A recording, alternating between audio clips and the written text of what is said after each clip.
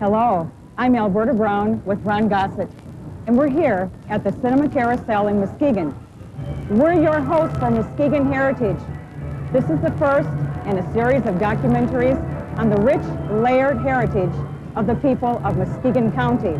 We'll be looking at a history of challenge and of struggle, the history of Muskegon in all its diversity, coming together for the tough, rewarding task of forming a community.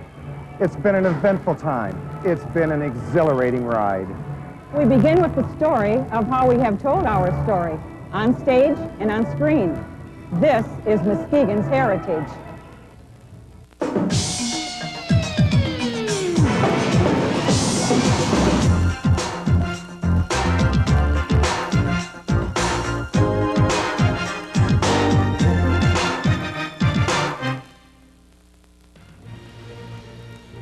The roll call. Harry Morgan, Pat Paulson, Buster Keaton. Names that strike a chord that resonates across the continent. But they draw their inspiration from Muskegon, Michigan. The roll call tells us all we need to know. B.B. King, Rita Moreno, Itzhak Perlman, Noel Harrison, Ray Charles, Vicki Lawrence, Buddy Rich, Marcel Marceau.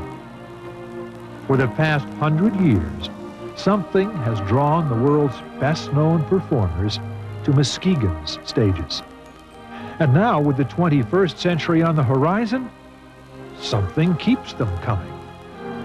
From Act One, it has been a powerful romance, Muskegon and theater.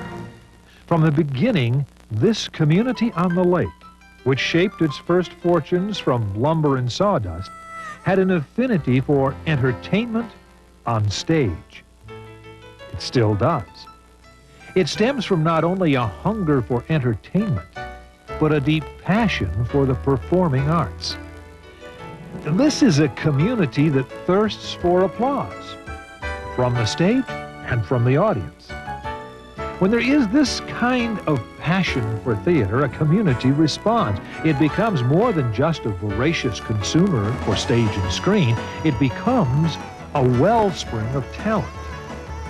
When you talk about theater in Muskegon, you're not just talking about the touring company or summer stock. You're talking about community theater. You're talking children's theater. In Muskegon, theater comes home with you. It goes to school. It even goes to church. And in our many-faceted culture, there it finds a distinctive voice. A lot of the cultural experiences were garnered around the church. That's where people learned to sing and were able to showcase their talents. Many people that you did not see throughout the week, you saw at church. So that was the gathering place, that was the meeting place, that was the one place that everyone could go. It was the safe haven. Even in the late 19th century, when Muskegon, riding a lumber boom, had more millionaires per capita than any other community in the United States, even then, it wasn't enough to build yourself a mansion and shut yourself inside.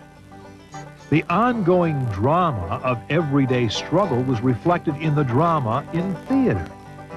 There was a blurring of boundaries between stage and life. It was too good to keep to yourself, this tragic comic drama that was Muskegon. You had to see it, hear it, talk it over with your neighbors. You had to congregate. In Muskegon, community meant shared experience. It meant theater. It still does. In a community where the lumber trade is now just a memory and where industry and tourism now pay the bills, theater still provides that common frame of reference. It still creates that vital link. From the very beginning, there was something about theater that drew Muskegon out. At the same time, there was something about Muskegon that brought in the stars. In the 1870s, with the Civil War still a raw memory, theater was the community's remedy for one of its social ills, to combat the lure of demon rum and draw the men out of the saloons community leaders built the Opera House. Lawrence Barrett, Madame Yanuchik, and Thomas W. Keane came to town.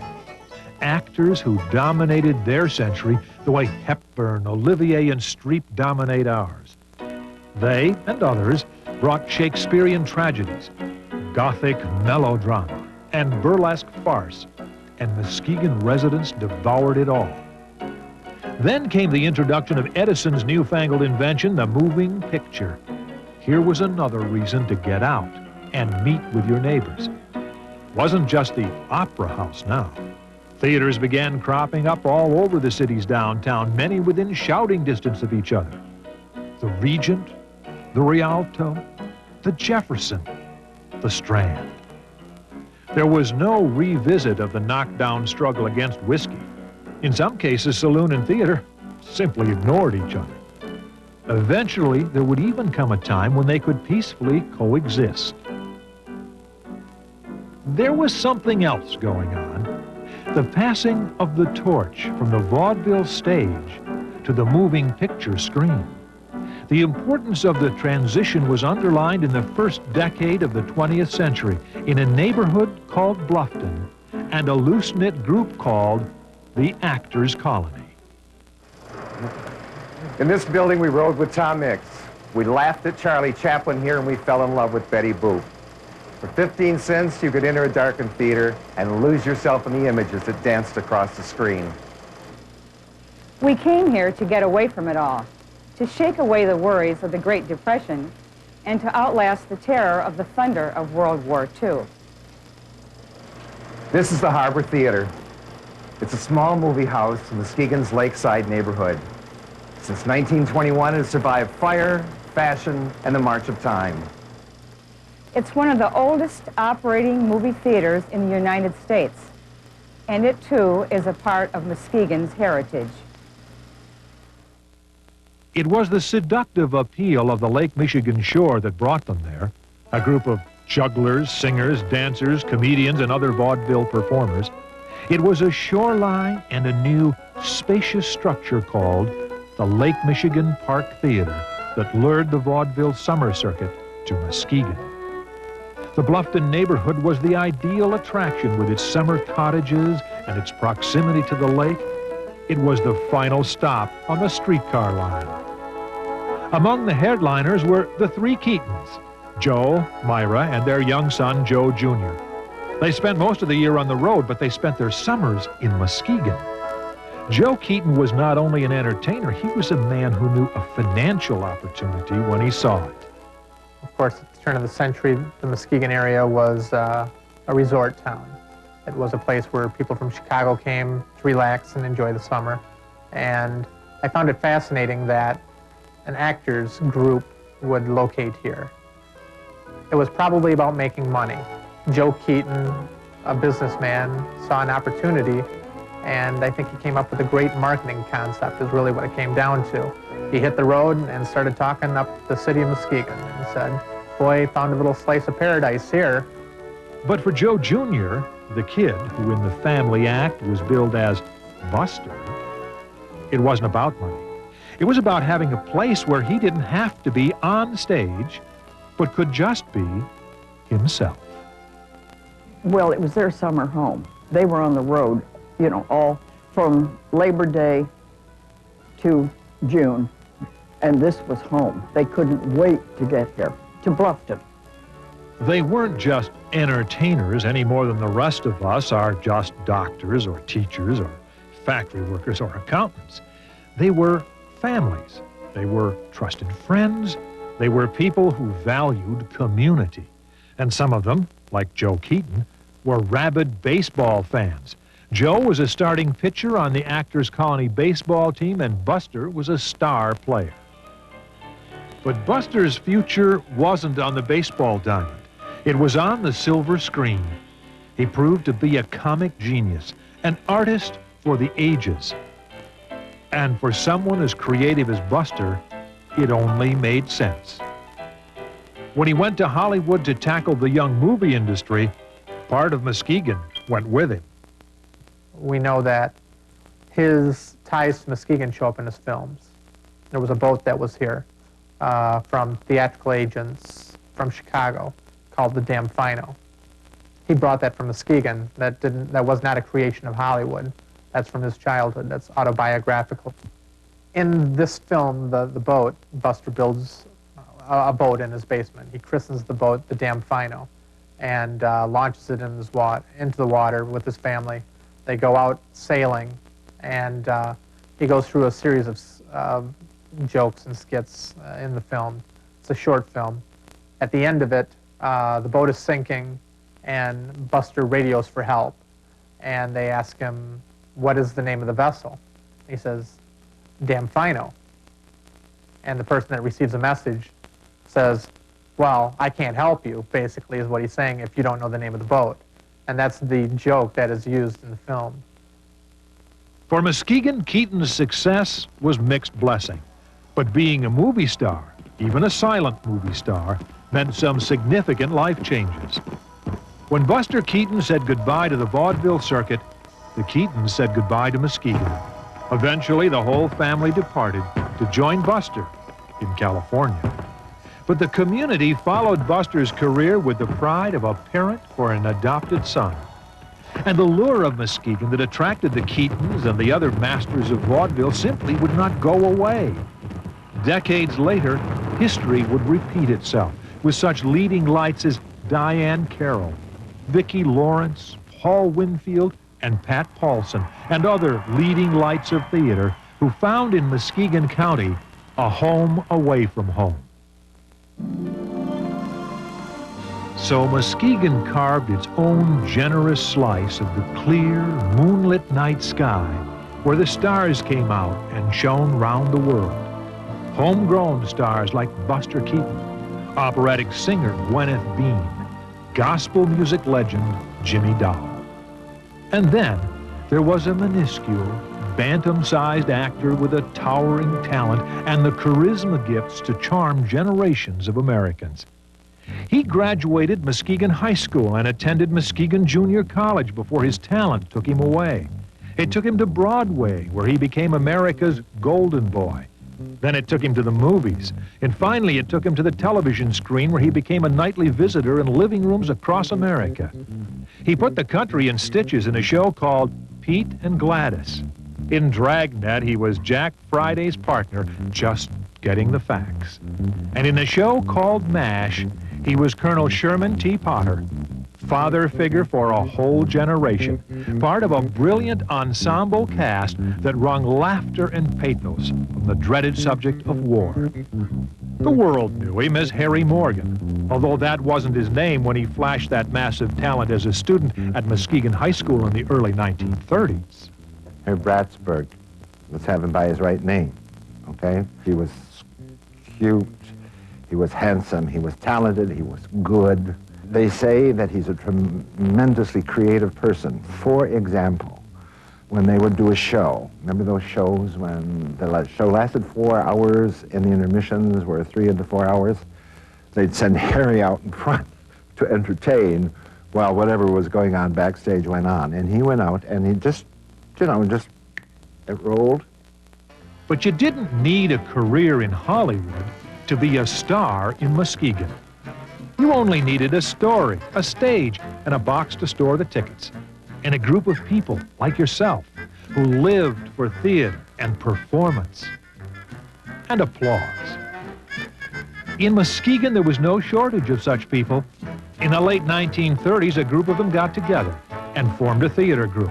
They called it the Little Theater. This wasn't professional theater with salary disputes and personal rivalries and power struggles. This was community theater. It was theater for the sheer love of doing what you were doing. And it set the stage for the next 6 decades. It wasn't necessarily easy. In the early years of community theater in Muskegon, plays were performed in a high school theater auditorium and performers prepared wherever they could. We went wherever anyone would have us, from church basements to storage buildings to fire stations. They even rehearsed in the Hackley House, the historic mansion of a 19th century Muskegon lumber baron, because that was where director Wilson Cronenwit rented the room. It wasn't easy, but it was exhilarating, and it made for some interesting challenges. And when the costumes came, we had to go down to the Hackley House and try them on. Now, I don't know if you remember, when you go in the Hackley House, in that foyer, there's the stairway that goes up on the right side, and underneath it is the stairwell, okay? Closet. And all 7 of us, young kids, boys and girls, got shoved in that one closet to put our costumes on. And everybody had tights on. But at 11, who really cared, you see? But nevertheless, I do remember getting my leg in somebody else's tights. But they overcame those challenges, and under the guidance of directors like Civic Opera's Paul Schultz, they overcame the technical limitations of the time. And I so remember him always saying to everyone, project, project, and play to that last row in the balcony, because we didn't have the sound equipment then. There wasn't the microphones on us or all around us. And I think that's where I got my great big voice. Like those old-fashioned Hollywood musicals where a bunch of crazy kids got together and said, let's put on a show, these productions were capable of something magical. There was always room for the unexpected. Sometimes lightning even struck twice, as when a young Muskegon actress tackled her role in Death Takes a Holiday. I was supposed to scream backstage, and I could not scream, so they got someone else to do it for me. And not too long ago, I was reading Lauren Bacall's autobiography, and she was in the same show and couldn't scream either, and had to have someone scream for her. It was part of the long, celebrated heritage of theater in Muskegon. The Little Theater proved theater could be done. Muskegon Civic Opera invested it with an unexpected degree of professionalism. Port City Playhouse provided an outlet for the explosion of local talent. Story Truck made theater mobile and brought it to children in neighborhoods across the community. And now, Muskegon Civic Theater continues the tradition, presenting theater in an ever-widening circle of innovation and diversity. And the challenges? They're still there, although you may not wind up with a closet for a dressing room and your legs in someone else's tights. Today, there's less time to do theater. In fact, there's less time to do anything now. It's difficult to cast a play these days, but by that I mean everybody seems to be working 1 job or 2 jobs or 3 jobs or something. But people still find reasons to perform. It's still camaraderie and pulling together. It's still theater for the sheer love of doing what you're doing. Be in any or all parts of theater that you can possibly be in. Pound it, nail it, paint it, sew it. Get to be an actor? Act. Theater continues to change Muskegon. In the 1970s, the Michigan Theater teetered on the edge of demolition. Built in 1930, it was one of the most architecturally impressive structures in existence. It had been the site for the gamut of entertainment: silent cinema, talkies, Oscar-winning films, theater organ concerts, and even adult movies. Now, it stood ready to succumb to the wrecking ball.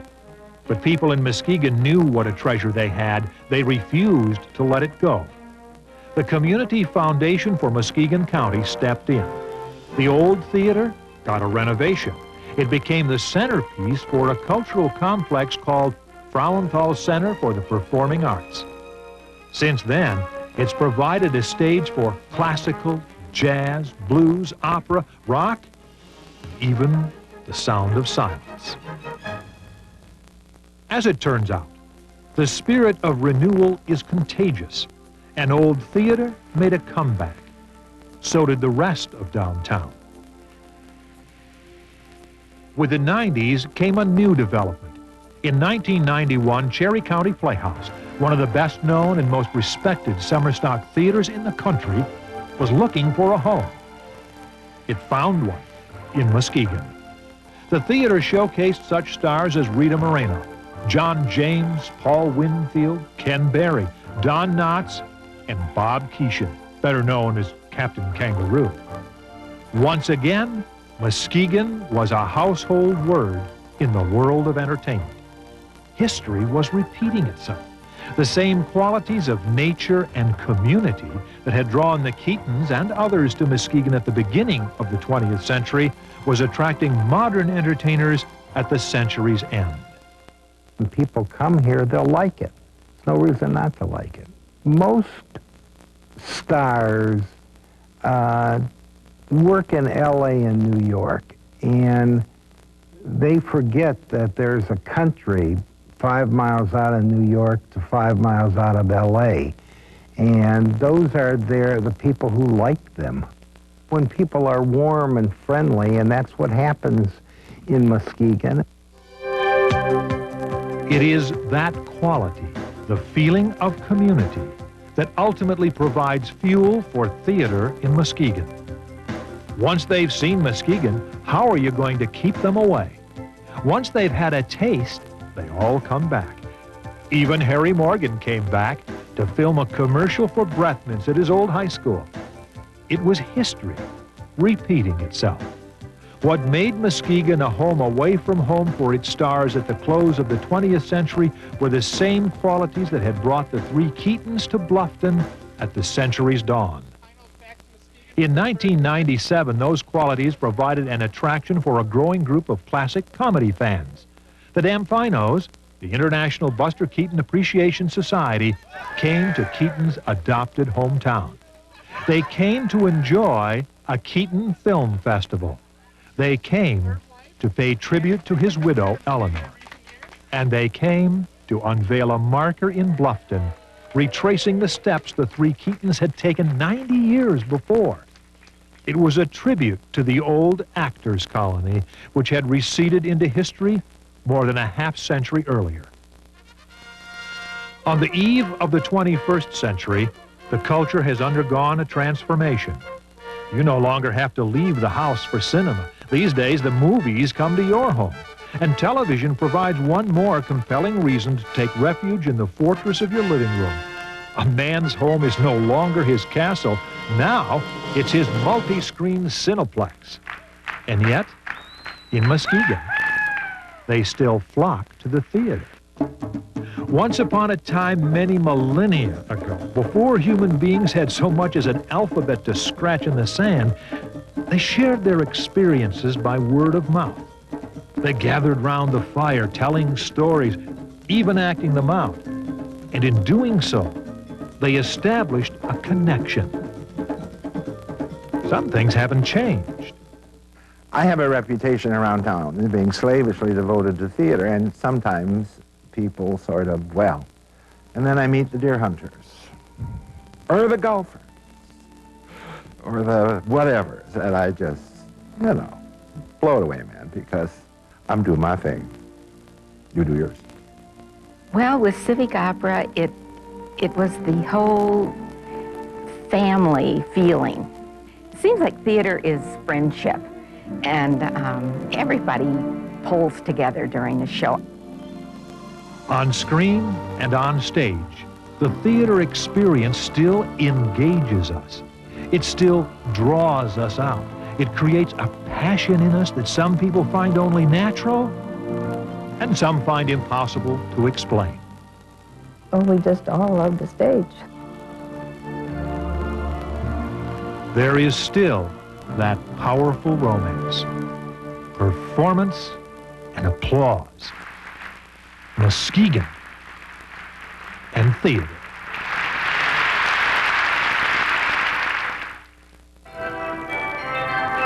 Hi, this is Ron Gossett. I'm here with Alberta Brown. We're here to say goodbye, but Bert and I are both looking forward to the next episode of Muskegon Heritage.